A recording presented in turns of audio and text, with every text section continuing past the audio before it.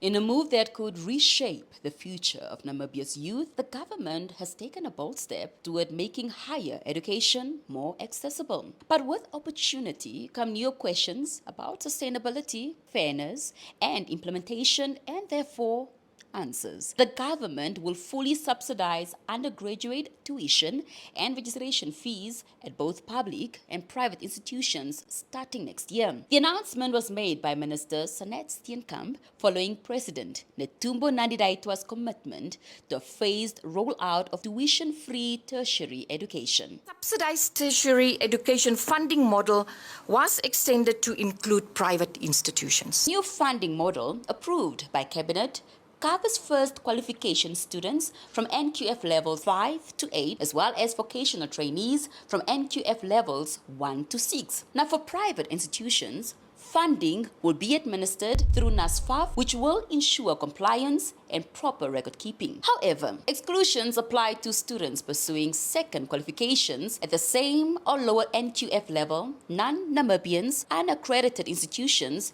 and all postgraduate studies, which will only be considered once a national priority list is finalized. Government says compliance inspections will begin in 2026. Moving on to other stories, President Netumbo Nandi-Ndaitwah has urged cabinet ministers to use the festive break to reflect on the progress of capital projects. Now, she stressed that monitoring and evaluation units must be fully established by the first quarter of 2026, saying the coming year will require greater focus and coordination across government to ensure effective service delivery.